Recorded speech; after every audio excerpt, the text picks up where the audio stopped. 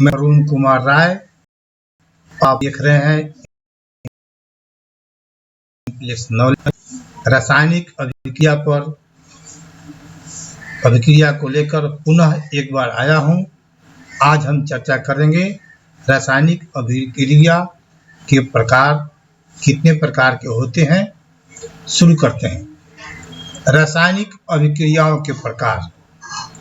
रासायनिक अभिक्रियाओं में अणुओं के बीच बंध का बनना और टूटने से नए पदार्थ का निर्माण होता है।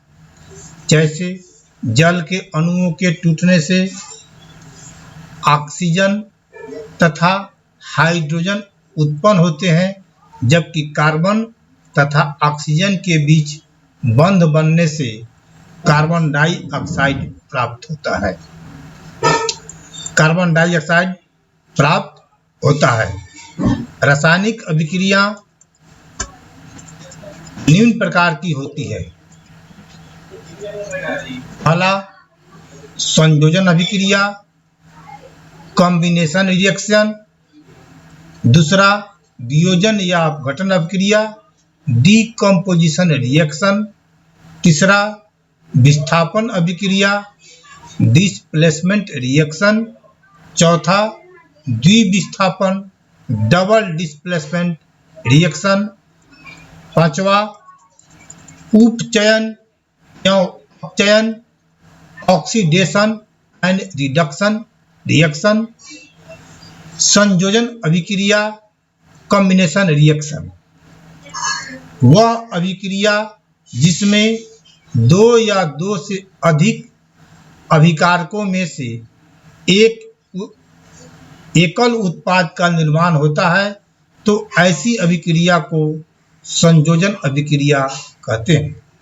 इस अभिक्रिया के लिए समान सूत्र A जोड़ B बराबर AB। उदाहरण, कैल्शियम ऑक्साइड प्लस जल मिलकर कैल्शियम हाइड्रोक्साइड बनाते हैं, जिसको हम लोग बुझा हुआ चूना कहते हैं। कैल्शियम ऑक्साइड ये चूना है, ये बुझा हुआ चूना कैल्शियम हाइड्रोक्साइड।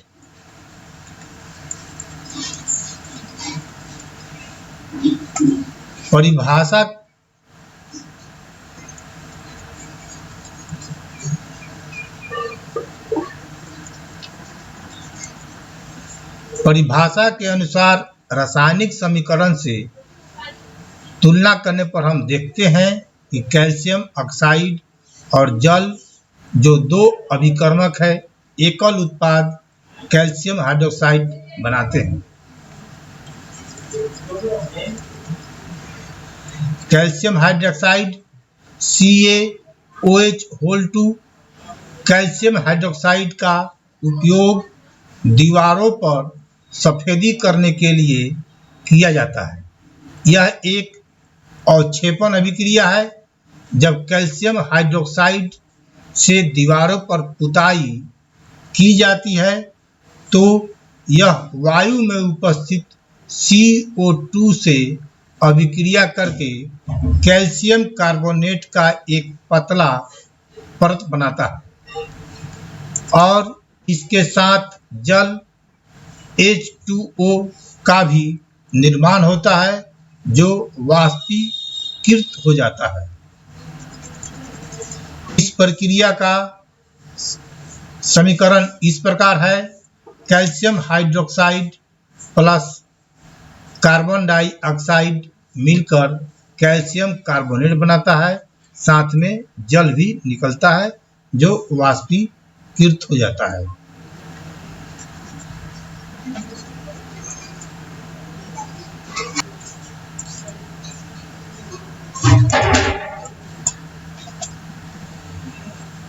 ऊष्माक्षेपी अभिक्रियाएं वे अभिक्रियाएं जिसमें अभिक्रिया के दौरान ऊष्मा निकलती है, ऊष्माक्षेपी अभिक्रिया कहलाती है।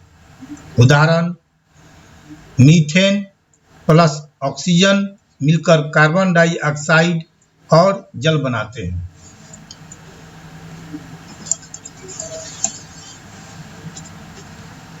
श्वसन भी एक ऊष्माक्षेपी अभिक्रिया का उदाहरण है, जिसमें कोशिकाएं श्वसन के दौरान ऊष्मा मुक्त करती है। साग सब्जियों या सड़े गले घास फूस या पेड़ों के पत्तों का विघटन होकर कंपोस्ट का बनना भी ऊष्माक्षेपी अभिक्रिया का उदाहरण है। नेक्स्ट, ऊष्मा शोषी अभिक्रियाएं। वे अभिक्रियाएं जिसमें ऊष्मा का शोषण होता है ऊष्मा शोषी अभिक्रिया कहलाती है। उदाहरण, barium hydroxide plus ammonium chloride मिलकर barium chloride plus ammonium hydroxide का निर्माण करते हैं।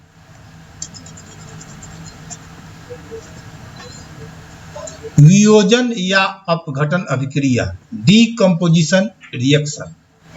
वे अभिक्रियाएं जिनमें एकल अभिकारक वियोजित विघटित होकर दो या दो से अधिक उत्पादों का निर्माण करता है विघटन अभिक्रियाएं कहलाती है। विघटन अभिक्रियाएं 3 प्रकार की होती है। ऊष्मीय वियोजन,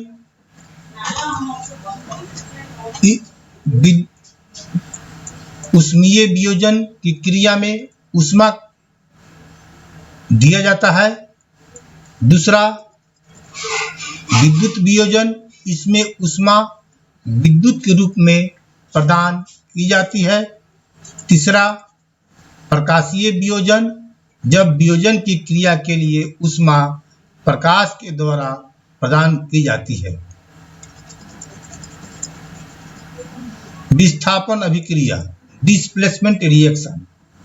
ऐसी अभिक्रियाएं जिसमें अधिक अभिक्रियाशील पदार्थ कम अभिक्रियाशील पदार्थ को उसके यौगिक से अलग कर देता है विस्थापन अभिक्रिया कहलाती है। उदाहरण, Fe प्लस कॉपर सल्फेट मिलकर फेरस सल्फेट प्लस कॉपर का निर्माण करते हैं। इसमें Fe कॉपर के सल्फेट को विस्थापित कर फेरस सल्फेट बनाता है।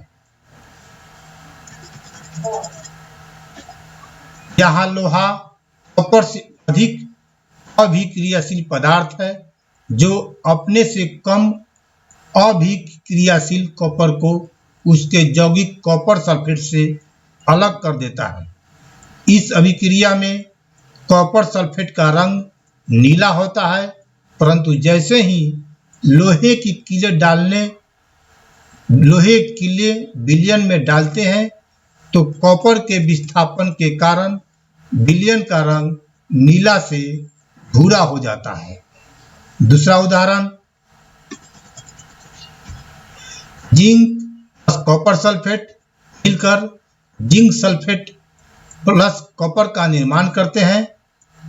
इसमें जिंक कॉपर के सल्फेट को विस्थापित कर देता है।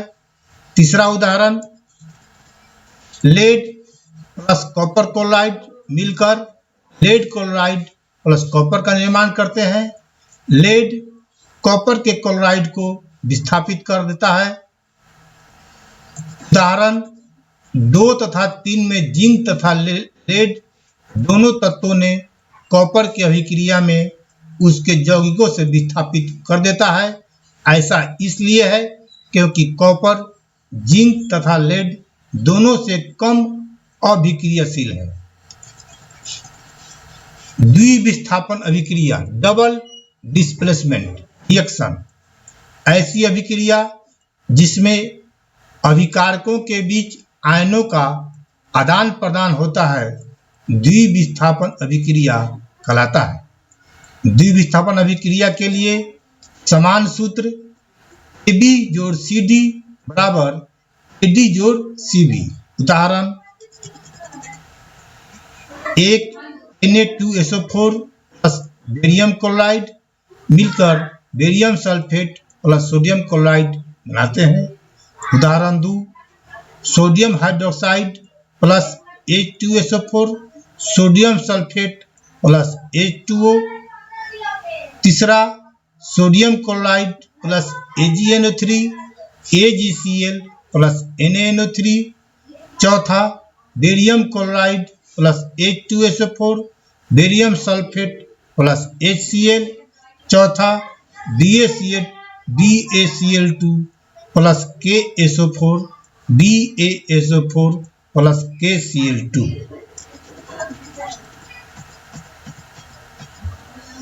उपचयन या अपचयन अभिक्रिया, ऑक्सीडेशन एंड रिडक्शन।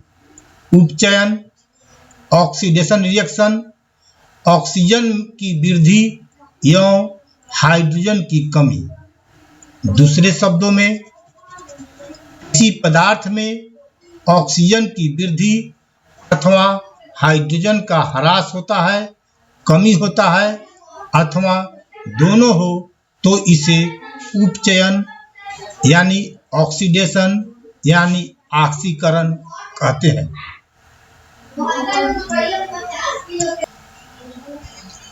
अपचयन अभिक्रिया, रिडक्शन रिएक्शन या अवकरण, ऑक्सीजन का ह्रास या कमी या हाइड्रोजन में वृद्धि अपचयन या अवकरण या रिडक्शन रिएक्शन कहते हैं।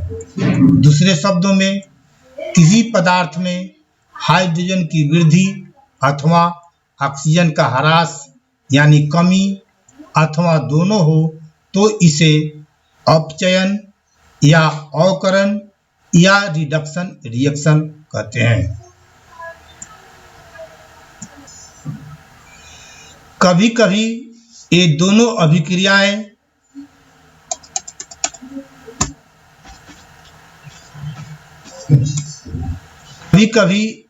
अभिक्रियाएं साथ साथ होती है, जिसे रेडॉक्स अभिक्रिया, रेडॉक्स रिएक्शन कहते हैं।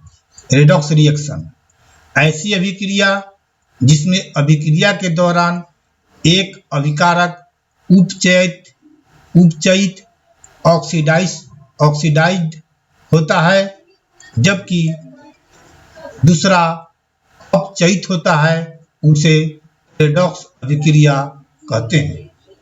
दूसरे शब्दों में जब किसी अभिक्रिया के दौरान उपचयन की क्रिया या अपचयन की क्रिया एक साथ होता है तो उसे रेडॉक्स अभिक्रिया कहते हैं। ऑक्सीकारक, ऑक्सीडाइजिंग एजेंट वह पदार्थ जो उपचयन के लिए ऑक्सीजन देता है या अपचयन के लिए हाइड्रोजन को हटाता है, ऑक्सीकारक कहलाता है। ऑक्सीडाइजिंग एजेंट या ऑक्सीडाइजर्स। अवकारक, रिड्यूसिंग एजेंट वह पदार्थ जो ऑक्सीजन के हटने के लिए उत्तरदायी होता है अथवा अपचयन के लिए हाइड्रोजन देता है, अवकारक कहलाता है।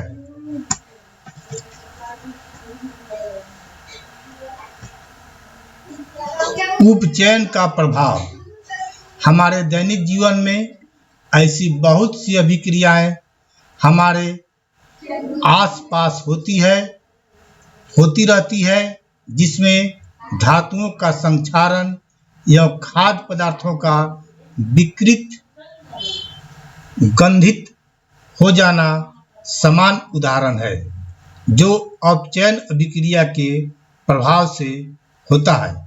संक्षारण, कोरोजन।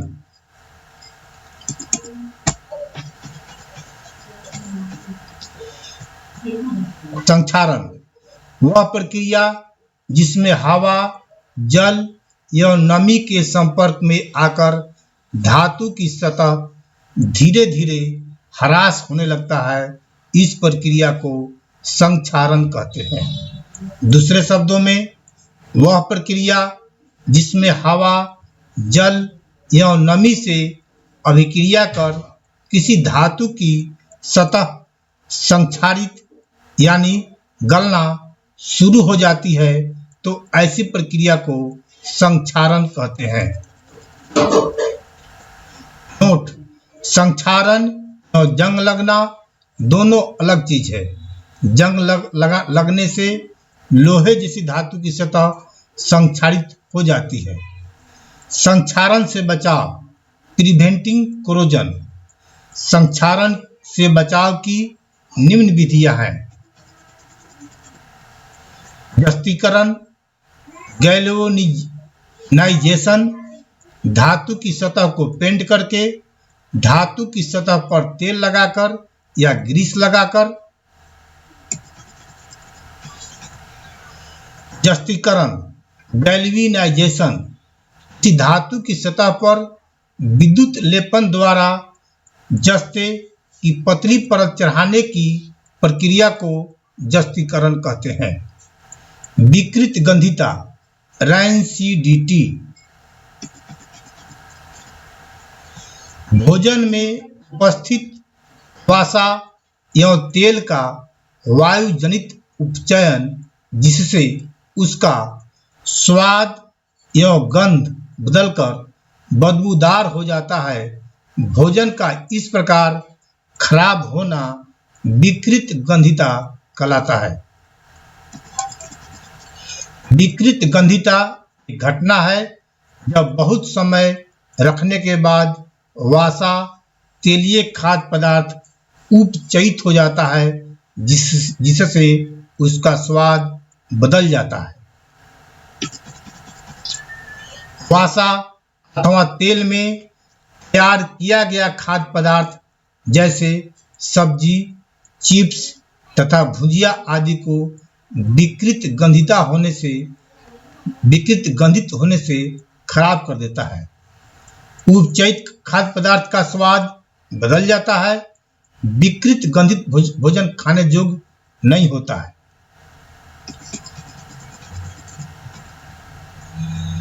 वसा एवं तेलीय खाद्य पदार्थ का विकृत गंधिता से बचाव: वसा एवं तेलीय खाद्य पदार्थ को विकृत गंधिता होने से बचाया जा सकता है अथवा इसकी दर को कम किया जा सकता है।